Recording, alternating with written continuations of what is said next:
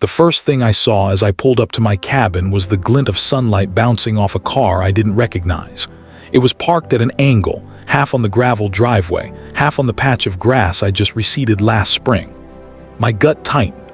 I hadn't invited anyone. The place was supposed to be mine, my sanctuary away from the noise of the city.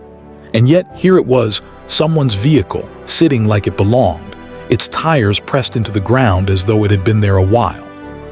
The forest around my property was quiet, but the quiet didn't feel peaceful anymore. It felt like the moment before a storm breaks, when the air gets thick and your instincts tell you something is off. I stepped out of my truck, boots crunching against the gravel, and studied the car. The windows were tinted too dark to see inside. My mind ran through possibilities: a lost traveler, a drunk driver ditching their ride, or something much worse. And then a thought crept in, one that made me smirk despite the unease. If they wanted to park here, maybe I'd make sure their stay became permanent. I didn't go inside right away. I circled the car slowly like a predator sizing up its prey. The license plate was from out of state. A thin film of dust coated the paint, but there were fresh boot prints in the dirt leading toward the back of my property.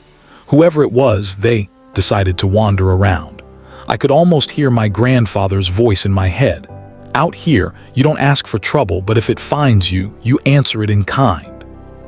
The prince headed toward the trail that wound down to the lake, my lake. Every muscle in me wanted to follow right then and there, but I paused. Instead, I reached into the bed of my truck for my camera and started snapping photos of the car from every angle. Not because I was scared, but because I wanted a record, a before picture. Before this unwanted guest became part of the cabin's strange charm. Before I turned their arrogance into an unspoken warning for anyone else who thought they could take liberties with my land. The cabin itself sat a few dozen yards away, tucked between tall pines. I unlocked the door, left my bag just inside, and grabbed the binoculars I kept on the windowsill. From the front porch, I scanned the tree line. It didn't take long to spot movement: a figure in a dark jacket, carrying something slung over one shoulder, walking along the lakeshore. They didn't look lost. They looked comfortable, like they thought they belonged. That was the thing that really got under my skin. My property was marked, signs were up, and still here they were, strolling around like it was a public park. The longer I watched, the more a plan began to form. Not a confrontation, not yet, but something quieter, more permanent. If they wanted to leave their car here, I'd make sure that when they came back, it wouldn't be just a car anymore. It would be art, my art. A warning wrapped in a joke only I would understand. The stranger didn't return for hours. By the time they came back up the trail, the sun was lowering, painting the sky in streaks of gold and crimson. I stayed inside, watching from a shadowed corner of the window. They unlocked their car, put something in the trunk, then wandered back toward the cabin again. My heart rate picked up. They were too close now, walking along the porch like they were inspecting it. I caught the faint sound of whistling, casual, almost taunting. I gripped the handle of the door but didn't open it. Let them have their little stroll. The more they thought this place was empty, the easier it would be for me to move without them noticing. They eventually went back to their car but didn't drive away. Instead, they leaned against it, staring out at the tree line as if they owned the view. My jaw tightened. That was the moment I knew this wasn't going to be just a minor inconvenience. This was going to be a statement. The next morning, they were gone. The car, however, remained sitting like a misplaced chess piece on a board it didn't belong to. I stood on the porch with my coffee, studying it as the fog lifted off the lake. Ideas churned in my mind. I could tow it into the woods, let it rust into a forgotten relic. I could stack split logs around it until it looked like some bizarre lumberyard display. Or I could go further, decorate it in a way that made it impossible to ignore, even from the road. The thought made me grin. I drained the last of my coffee, set the mug down, and got to work. By the time the sun climbed to its highest point, I'd hauled out ropes, tarps, buckets of paint, and a collection of old fishing gear I'd never used. If this car wanted to stay, it was going to earn its keep, as the most unforgettable lawn ornament this cabin had ever seen. By midday, the car was no longer just a car. It was a spectacle. I draped fishing nets over the roof, hung empty lobster traps from the side mirrors, and propped an old canoe at an angle against the hood. The ropes crisscrossed over it like some surreal nautical package, holding everything in place. I even wedged an oar through the open back windows, like a mast on a landlocked ship. From a distance, it looked like some strange art installation, the kind of thing that would make passers-by slow down, point, and laugh. And that was the point. If the stranger returned, they'd find their precious ride transformed into a message they couldn't mistake. This is my land, and you don't get to treat it like your personal parking lot. By the time I stepped back to admire my work, I could already imagine the look on their face. It would be priceless. The day wasn't over yet. In the fading light of afternoon, I decided to add one more touch, something personal. I grabbed a can of white paint and in big block letters across the side doors wrote, "Welcome to the cabin." It wasn't aggressive, but it wasn't friendly either. It was the kind of welcome you give someone who'd long overstayed their invitation. The paint gleamed in the last rays of sunlight. The car sat there, transformed from an intrusion into a landmark, a warning dressed as a joke. I leaned against the porch railing, listening to the crickets start up their evening chorus, and wondered when, or if, the stranger would come back to see my handiwork. They say the woods can keep secrets, but the truth is, the woods don't keep anything, they just bury it until someone's curious enough to dig. That night, as the moonlight cut through the trees, the stranger's car gleamed faintly under its new disguise, looking less like a vehicle and more like some forgotten artifact from a shipwreck. I couldn't sleep. Every creak of the porch boards, every rustle in the underbrush had me half expecting headlights to sweep across the drive. I wanted them to come back. I wanted to see the moment their expression shifted from casual ownership to stunned disbelief. But the hours dragged by, and the only visitors were moths battering themselves against the porch light. Somewhere between midnight and dawn, I realized something. The real tension wasn't in the confrontation, it was in the waiting. By morning, the mist on the lake was thicker than usual, curling over the surface like ghostly fingers. I brewed my coffee and sat on the porch, staring at the car as though it might answer the questions in my head. Who were they? Why here? And why leave without taking the vehicle? Part of me considered calling the sheriff, but small towns have long memories. A story like this would ripple through the community in days, and I wasn't ready to explain my little art project to the wrong set of ears. Besides, the satisfaction of dealing with it myself had a flavor no legal process could match. So instead, I decided to play the long game, watch, wait, and see who thought they had a right to my land. Late that afternoon, I heard it, the low growl of an engine winding its way up the dirt road. My pulse quickened. The sound grew louder until it reached the bend, but it wasn't the stranger. A pickup truck rolled into view, its paint faded and its bed piled high with chopped wood. The driver was Hank, my nearest neighbor, who lived 2 miles down the road. He slowed to a stop, leaning out his window with a grin that quickly shifted into a puzzled frown as he spotted the car. "You finally get into modern art," he called, voice carrying over the engine. I just shrugged, sipping my coffee. Hank stared at the display for a long moment, then shook his head. "You know folks in town are gonna be talking about this for weeks, right?" I told him that was exactly the point. Hank's visit got me thinking if word started to spread, the stranger might hear about it before they returned. That could ruin the surprise. So I asked him politely but firmly to keep it to himself. He raised an eyebrow, clearly curious, but he agreed. "Your place, your rules," he said before driving off, the sound of his engine fading into the distance. I stood there a while longer, the quiet returning, the car still sitting there like some patient predator. It was starting to feel less like I was guarding the cabin, and more like I was part of a trap that had already been set. That evening, I added another layer to the display. I dug out a set of old Christmas lights from the storage shed, the big, vintage kind, and strung them over the car in a haphazard web. When I plugged them in, the colors splashed against the fishing nets and canoe, making the whole thing look like some surreal holiday scene. If the stranger was foolish enough to come at night, they'd be greeted by a glowing, nautical monstrosity in the middle of the woods. I couldn't help but laugh. The more ridiculous it became, the less it looked like vandalism, and the more it felt like a deliberate installation. My installation. Just after sunset, I heard movement again, not the faint sounds of squirrels or birds, but deliberate footsteps on gravel. I killed the porch light and listened. The crunching stopped, then resumed, closer this time. My hand drifted to the flashlight beside me, but I didn't turn it on. The footsteps moved toward the car, circled it once, then twice. Whoever it was didn't speak. I stayed perfectly still, my breath shallow, my eyes fixed on the dim silhouette near the vehicle. Then, just as quickly as they'd arrived, they walked back down the drive, disappearing into the darkness without a sound. I waited 10 minutes before moving, my legs stiff from staying crouched. Whoever it was, they hadn't tried to enter the cabin, but they had seen what I'd done. And that, I realized, was exactly what I wanted. By the time I went to bed, I was certain of one thing: this wasn't over. The game had started, and now it was just a matter of seeing how far the stranger was willing to play. And more importantly, how far I was willing to go to win. There's a moment just before dawn when the forest feels like it's holding its breath.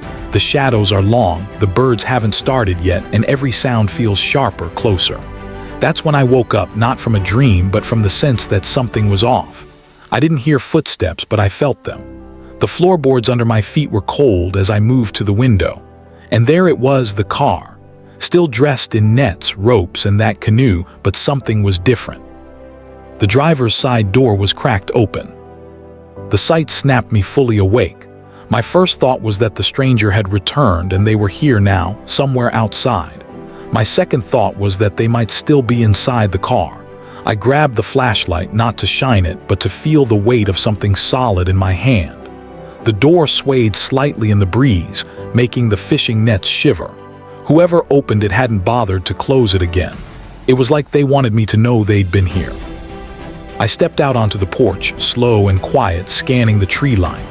The early light turned the mist into a pale wall beyond the clearing. I walked toward the car, every crunch of gravel under my boots sounding too loud. When I reached the open door, I leaned in just enough to look. Nothing. No one. The inside smelled faintly of damp leather and something metallic. On the passenger seat sat a folded map, the old paper kind, creased and worn. It was open to this county, and in the margin, someone had drawn a small X in pencil, right where my cabin sat. I didn't touch it. I didn't need to. This wasn't a coincidence anymore. Whoever this was, they weren't lost and they weren't just wandering. They had marked this place. I backed away, keeping my eyes on the car, and headed for the shed. Inside, I pulled out a length of heavy chain and an old padlock. If they wanted their car, they'd have to earn it back. I looped the chain through the frame of the canoe and around the axle, locking it in place. It was a crude deterrent, but it meant that no one was driving off quietly. When I was done, I stood there for a moment, the morning air biting at my face, the silence heavy again. The rest of the day passed in a strange mix of tension and boredom. I kept myself busy splitting wood, checking the dock and walking the property line, but every time I passed the car, it felt like a chess piece waiting for its next move. I couldn't shake the image of that X on the map. Why mark my cabin? Why not just show up and knock on the door? It was just before sunset when I heard the noise again, this time not footsteps, but the distant crack of a branch snapping. I froze, listening. Another sound followed, closer now. I moved to the shadow of the porch, my eyes scanning the edge of the woods. And then I saw it, a figure just at the tree line, standing completely still. They weren't moving toward me, but they weren't leaving either. The way they stood, half hidden in the fading light, sent a jolt down my spine. I called out, not loud, but enough to carry. "You lost." The figure didn't answer. They just stayed there like they were deciding something. After a long, still moment, they stepped back into the trees and vanished. No rustling leaves, no snapping branches, just gone. Night fell fast after that. I locked the doors, drew the blinds, and sat by the window with the lights off. The car sat in the clearing, glowing faintly under the Christmas lights I'd strung, a bizarre centerpiece in the dark. I told myself I'd sleep in the armchair just to keep watch, but sleep never really came, just shallow drifting, broken by the occasional sound outside. A breeze rattled the canoe. The nets shifted. Somewhere in the distance, an owl called. When the first light of morning crept through the trees, I stepped outside to check. The chain was still in place. The door was closed again, and the map was gone. Oh, can tell when someone's been in your space. It's not about what's missing, but about the way the air feels heavier, like it's holding someone else's breath. That morning, standing there with the empty passenger seat and no map, I knew the stranger had been close enough to touch the cabin, close enough to watch me sleep if they'd wanted. The realization wasn't fear exactly. It was sharper than that. A kind of cold anger that settled in my chest and refused to move.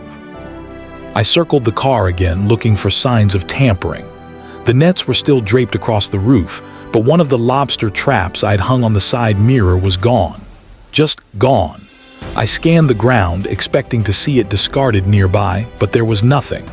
Whoever took it had carried it off with purpose. I looked toward the tree line, the same place I'd seen them the night before, and felt the hairs on my neck rise. That was when I decided I wasn't going to just sit and wait anymore. The waiting was giving them the upper hand. I grabbed my jacket, the flashlight, and a small hatchet, not for show, but for insurance. Then I stepped off the porch and into the trees. The forest was still damp from the early fog, every step muffled by pine needles. I followed no clear trail, just moving in the direction I thought they'd retreated. The deeper I went, the quieter it became. Even the birds seemed to have pulled back, leaving only the sound of my own breathing. After 20 minutes, I caught sight of something between the trees, a glint of metal in the underbrush. I approached slowly, my grip tightening on the hatchet. The metal resolved into the missing lobster trap, but it wasn't just lying there. It had been hung from a low branch, like some kind of offering or signal. Inside it was something else, a single, rusted key on a leather cord. I reached in and took it out, turning it over in my hand. No markings, no explanation, just a key. The key was cold, even in my warm palm, and for a second I had the unsettling thought that maybe it was meant for the cabin. I slipped it into my pocket and scanned the area, but there was no one in sight. Still, I had the unshakable sense of being watched. By the time I made it back to the clearing, the sun was angling low, casting long shadows across the cabin yard. The car sat where I'd left it, unchanged, except for one thing. The driver's side mirror now had something dangling from it. I stepped closer and saw it was a Polaroid photo, clipped with a wooden clothespin. The photo was of the cabin, taken from the tree line, taken recently. In the corner of the frame, you could see me on the porch, coffee in hand, completely unaware I was being photographed. I didn't bother checking the woods again. Whoever they were playing with me now, testing my reactions. I took the photo down and tucked it into my jacket, my mind already running through the possibilities. Was this some kind of threat, a warning, or just a game to them? That night I kept the lanterns low and sat by the window, eyes fixed on the clearing. Every now and then, I'd catch movement at the edge of my vision, a flicker of shadow that might have been a trick of the light, or might have been them. The car glowed faintly under its ridiculous decorations, the perfect bait in an increasingly dangerous trap. When midnight came and went without incident, I almost convinced myself they'd wait another day before making their move. But at 2:17 a.m., the crunch of gravel snapped me upright. This time, it wasn't quiet, deliberate steps. It was the rapid, unmistakable sound of someone running. There's a split second when you hear someone running at you in the dark and your body chooses before your mind does fight, not flight, and I was already moving before the thought formed. The sound tore up the driveway, fast, reckless, like whoever it was had finally decided to stop hiding and take what they came for. I killed the lantern with a thumb and the cabin fell into a darker shade of black. My heartbeat was a drum in my ears.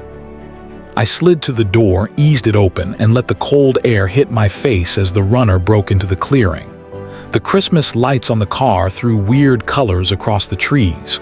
For a heartbeat, I saw a figure in that stained glass glow. A hooded jacket, shoulders low, something glinting in their right hand. They went straight to the car. The chain did its job. I heard the first tug, the confused clank of metal against metal, and the soft curse that followed. They yanked again, harder, and the canoe creaked against the roof. I stepped off the porch and said, level and plain, "You're late." The figure froze. The glint in their hand angled toward me. Not a gun, a crowbar. "Back away from the car," I said, keeping my voice low, steady, the way you talk to a skittish animal that still has teeth. "You don't belong here." The hood turned. I couldn't see their face, just the pale line of a jaw. They took a single step toward me, not the car, and that told me more than any answer could. They weren't here to collect. They were here to challenge. We stood there 10 paces apart, the lights buzzing and the lake breathing mist beyond us. "Keys," they said. The voice surprised me, younger than I expected, rough around the edges like someone who'd smoked too early in life. "You've got a key to that lock." I didn't answer. I was thinking about the other key in my pocket, the cold one from the lobster trap, and how none of this felt like random chance anymore. "Leave the crowbar by the tire," I said. "Then we talk." They didn't move. The crowbar lifted an inch, a little test, and I took a step forward to kill the distance. That's when they came at me. It wasn't a full charge, more like a fast, low slide, the kind of movement that tries to get underneath your guard and take your legs. I pivoted, shoulder first, and we clipped each other hard enough to hurt. The crowbar nicked my forearm and lit a line of fire along the skin. We both went sideways. Gravel sprayed. They scrambled up quicker than I did and swung for the chain. The bar hit the padlock with a sharp ring that felt louder than any shout. I lunged, got a hand on the bar, and we ended up in a breathless tug-of-war, close enough for me to smell damp wool and cold smoke on their jacket. "Stop," I said, because I could feel the line we were about to cross, and I didn't want this to turn into something I couldn't pull back from. For a moment they did. The hood shifted. 2 eyes caught the reflection of the Christmas bulbs, not wild, not drunk, focused, measuring me the same way I was measuring them. "Why my place?" I asked low. "Why mark it on a map?" That made something flicker in their stare. They twisted, broke the grip, and stepped back just out of reach. "Unlock it," they said again, softer this time, and suddenly the crowbar felt less like a weapon and more like a prop. A wind came off the lake and the nets shivered on the roof. Somewhere a branch cracked. We stood with that sound between us, and I realized the thing they were most afraid of wasn't me. It was the idea that I might take this moment away from them. So I did the opposite. I reached into my pocket, pulled out the rusted key from the trap, and held it up in the colored light. "Is this what you were hoping I'd find?" I asked. Their chin lifted a fraction. That was an answer. I didn't hand it over. I walked to the car, crouched by the chain at the axle, and tried the key in the padlock even though I knew it wouldn't fit. It didn't. I turned it in my fingers, looked at the cabin, then at them. "If you wanted the car, you wouldn't have left this," I said. "So what does it open?" They didn't reply. Instead, they took 2 slow steps toward the porch, eyes flicking to the window where I'd sat nights before. "You live alone," they said. It wasn't a question. "You watch, you wait." Their gaze returned to me. Me too. Something about the way they said "me too" tightened the space between us. I stood, wiped grit from my palms, and nodded at the tree line. "The Polaroid was cute," I said. "Next time try a better angle. You caught my bad side." The corner of their mouth twitched, not a smile, more like the memory of one. The crowbar lowered. "You painted my doors," they said. "Consider it a frame," I answered. The forest had gone very quiet. Even the bulbs seemed to hum softer, as if the clearing were waiting for a decision to be made. I took the padlock key from my other pocket and held it where they could see. "You want this? Then talk. Otherwise, you can spend the rest of the night trying to peel a canoe off your windshield." They looked past me to the cabin, then over my shoulder at the dark line of the lake.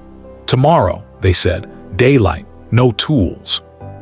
They laid the crowbar on the gravel, step by audible step, and backed away until the trees swallowed them. I didn't follow.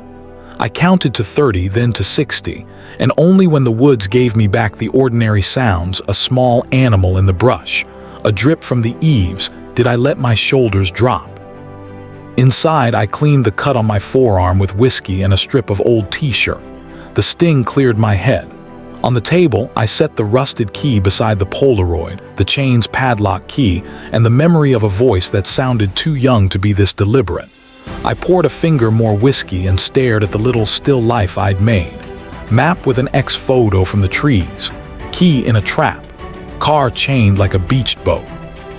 It felt less like a feud, and more like a puzzle someone wanted me to solve under their rules.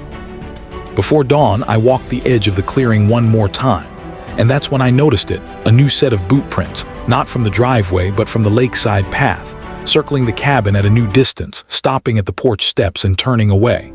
On the bottom step, something small and deliberate sat like a period at the end of a sentence, a wooden clothespin, the mate to the one that had held the Polaroid. I picked it up and felt a notch carved into its side. Just one line, shallow but precise. Not a random mark, a tally. Tomorrow, they'd said, daylight. No tools. I pocketed the clothespin, locked the door, and finally lay down, the cut throbbing in time with my pulse, the key heavy on the table, and the awful, exhilarating certainty settling in. Whatever this was, I wasn't trying to end it anymore. I was letting it become what it wanted to be. There's a rule I learned young. Daylight doesn't make you safer, it just makes everything easier to see. By the time the sun burned the mist off the lake, I'd cleaned the porch, coiled the hose, and set 2 mugs on the railing like a peace offering I didn't believe in. The car sat in its absurd regalia, nets and canoe catching the morning light, a joke that now felt like a ritual mask.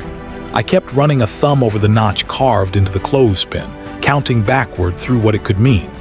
1 mark. First contact, a tally of days, or a warning that there were more to come. When the crunch of measured footsteps finally came up the drive, I didn't reach for anything. No tools, their rule, mine too for now. They stepped into the clearing with the hood down, and the first surprise was how unremarkable their face was. Not a monster, not a drifter carved from salt and smoke.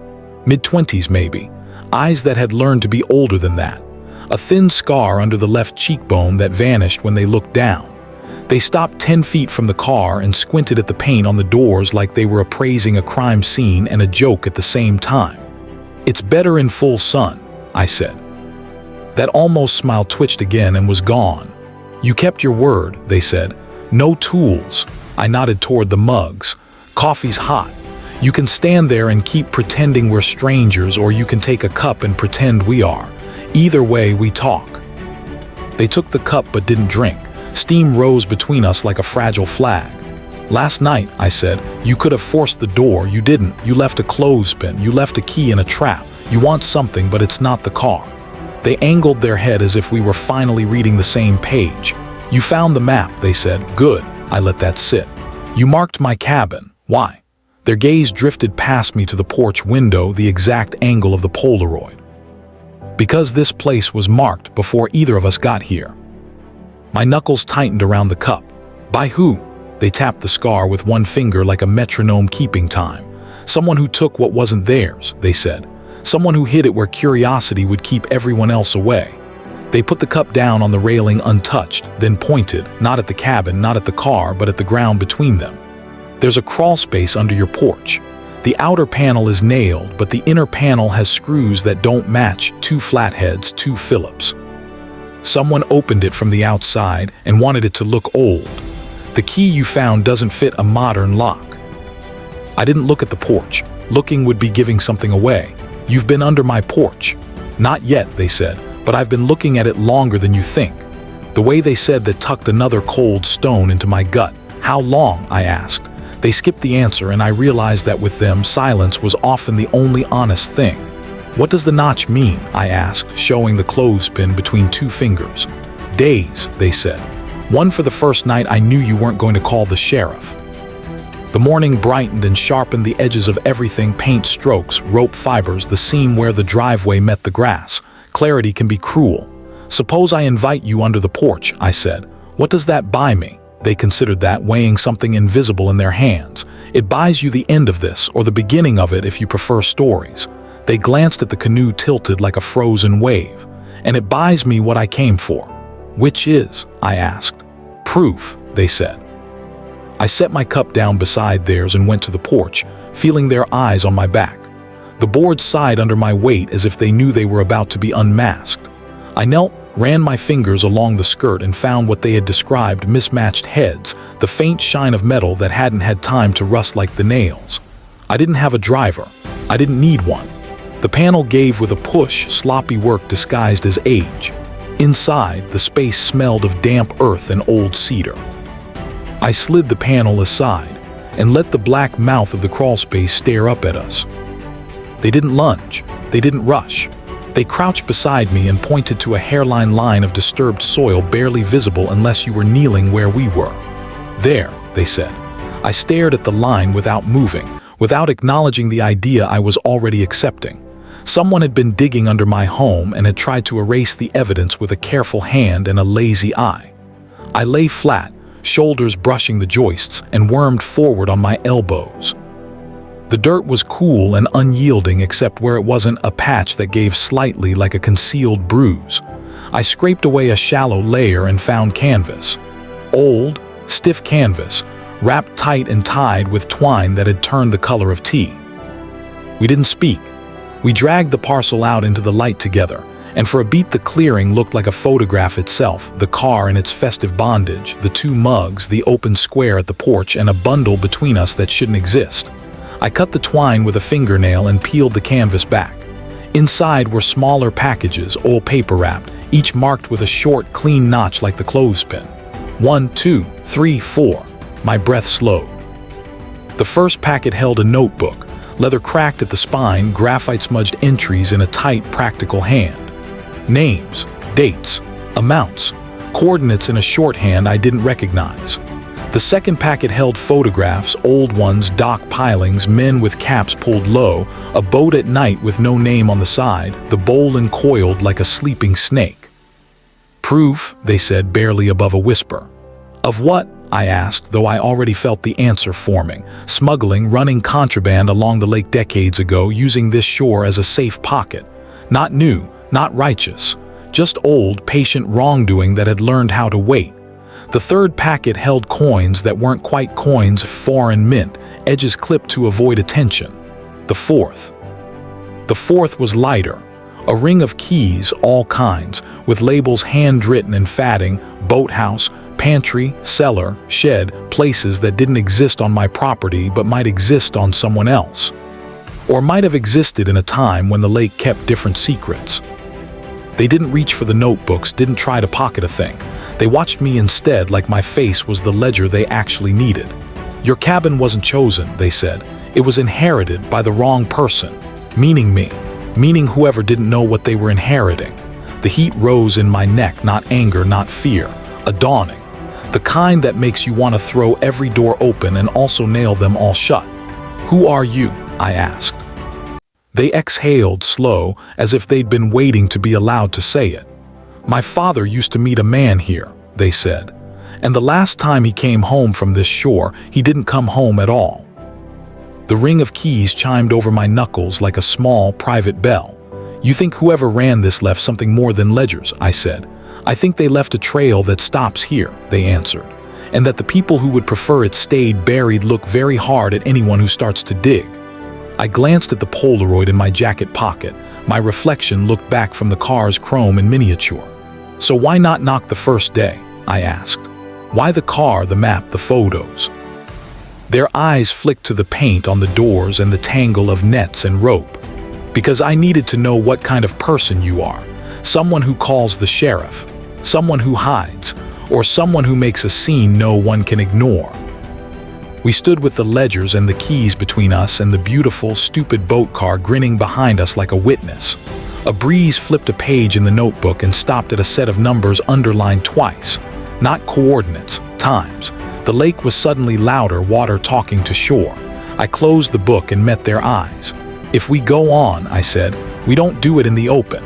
They nodded once. There's a culvert down the slope where the old drainage meets the lake.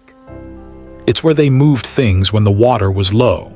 The key ring clinked again. One small tag, more intact than the others, had a single word on it in narrow script. Lookout. I slid the notebooks back into the canvas and retied it with the same twine, not to hide it but to tell it we weren't done. The car's lights clicked as a bulb burned itself out with a tiny pop, and for some reason that more than anything made the moment feel like a clock had started. Tonight, I said, after dark. No audience. I lifted the chain key where they could see it, then dropped it into my pocket, and the car stays exactly as it is. Their almost smile finally made it halfway to real. "Part of the scenery," they said. "Exactly," I answered, hearing my own voice come back steadier than it felt. "Let anyone watching think the show hasn't changed at all. Some nights feel longer than the hours they hold, stretching out like the lake itself, black and without end." This was one of those nights. The bundle of ledgers and keys sat under my bed, wrapped tight in canvas again, but their presence had changed the air in the cabin. Every creak in the beams, every gust against the siding sounded sharper, as though the place was suddenly awake and aware of its own history. I kept glancing at the clock, waiting for the hour we'd agreed on, waiting for the culvert, waiting for the stranger. I didn't light anything more than a single oil lamp, set low on the table. Outside, the clearing was still. The car sat in its absurd costume, dark now that one of the Christmas bulbs had blown, nets swaying gently in the night air. Somewhere out beyond the trees, a loon cried, its call long and mournful. I imagined the sound carrying down the slope to the lake, bouncing off the culvert walls, finding the ears of whoever might be listening. At a little past 11, movement caught my eye. A figure detached itself from the shadows near the tree line, steady, deliberate. The stranger hood up again, hands visible, as if to say this wasn't a night for crowbars. I stepped out to meet them halfway between the porch and the car. No words at first, just the exchange of a nod that meant we were both keeping our word. Then they tilted their head toward the slope and we started down. The path to the culvert wasn't a trail so much as a memory in the ground, the faint suggestion of where feet had gone before. Branches snagged at my jacket and wet leaves sucked at our boots. The moon was thin but enough to silver the water's edge when we broke through the last line of trees. The culvert mouth yawned wide, half in the bank, half in the lake, its rusted rim catching the moonlight. A thin stream of water trickled out, gurgling softly. We crouched by the opening. "Back then," they murmured, "when the water was low, you could walk the pipe almost to the other side of the ridge. They'd stash goods in there, paper, metal, anything they didn't want checked at the docks." I ran my light low along the bottom edge, catching the ripple of water over stones. Further back, the darkness deepened into something my light didn't reach. The stranger went first, boots splashing through the shallow stream, moving with the ease of someone who'd been in tighter spaces. I followed, the cold water seeping quickly through my boots, the air growing damp and metallic. The sound of the outside world faded until there was nothing but the echo of our steps and the slow drip from somewhere unseen. 20 yards in, the pipe bent slightly, and there it was, a hollow in the wall where bricks had been removed. Inside, tucked back into the recess, were 2 oil paper parcels, almost identical to the ones we'd found under the porch. The stranger pulled one out and handed it to me, their face unreadable in the half-light. The paper was slick with condensation, and the knots in the twine were stiff from age. I untied the first knot and peeled back the paper. Inside was a leather pouch, surprisingly supple, holding small, heavy cylinders. I picked one up, turning it in the beam of my flashlight. Brass, stamped with markings I didn't recognize, not coins, not bullets, but something manufactured with precision. "Weights?" I asked. "Casing molds," they said quietly, "for things that aren't supposed to exist here." The second parcel held what looked like a rolled chart. We unwrapped it and found a detailed map of the lake and surrounding inlets, but not the kind you'd buy at a bait shop. This was hand-drawn, marked with dotted lines that crisscrossed the water, small notations in a cramped, precise hand. Near the bottom corner was a set of initials, the ink faded but still legible. Not theirs, not mine, someone else. We wrapped the items again, sealing them against the damp, and tucked them into my pack. "If this was all under here," I said, "how much more is buried around the cabin?" The stranger didn't answer right away. When they did, their voice was low, almost reluctant. Enough that whoever left it would come back, or send someone. The air in the culvert felt heavier after that. We retraced our steps, water splashing softly, the mouth of the pipe a pale coin in the dark ahead. Back in the open air, I pulled the hood of my jacket up against the cold. The stranger watched the lake for a long moment before turning back toward the path. Halfway up the slope, they stopped. "You need to decide," they said, voice low but clear. "Do you want to know everything, or do you want to make this disappear?"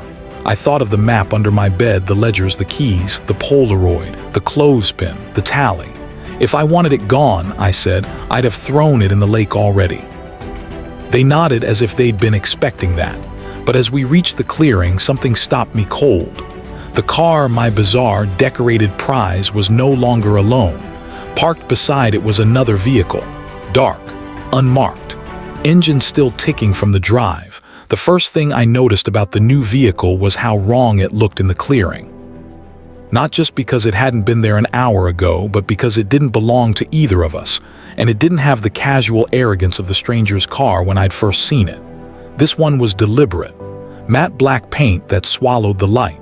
No front plate. The kind of car built for blending in until it didn't.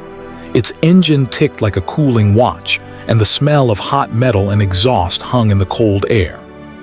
The stranger froze beside me. No quips this time, no almost smiles.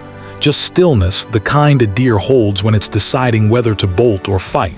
I caught the faintest reflection in their eyes, not fear, but recognition. "You know them?" I asked. "Not by name," they said, "but by the way they park."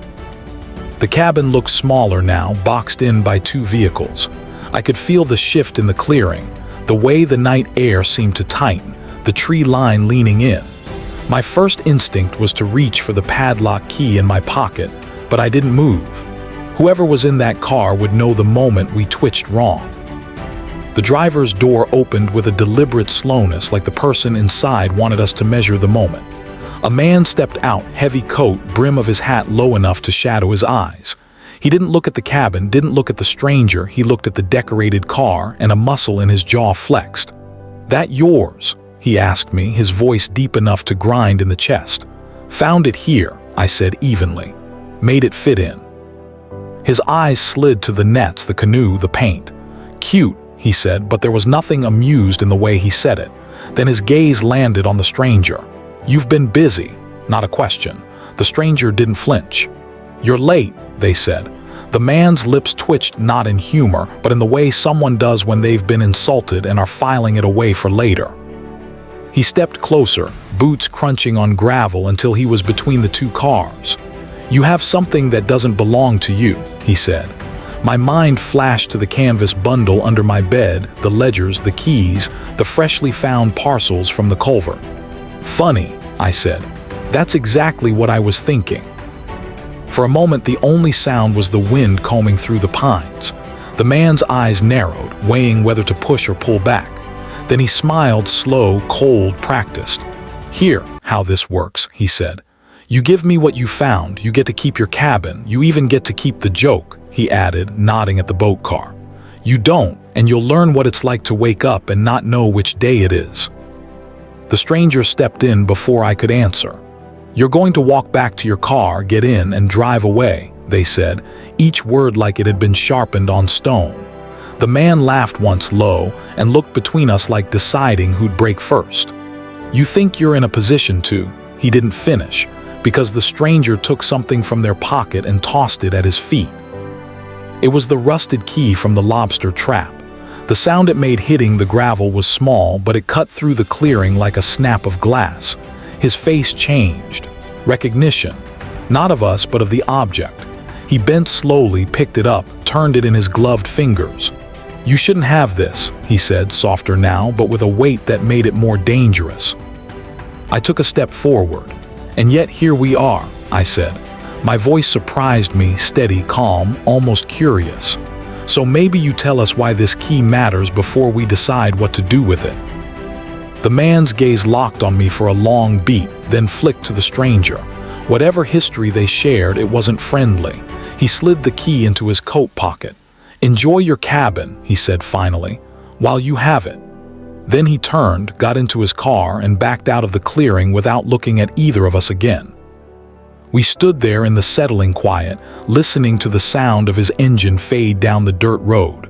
The stranger exhaled slowly, like they'd been holding their breath the entire time. "That wasn't a warning," they said. "That was a clock starting."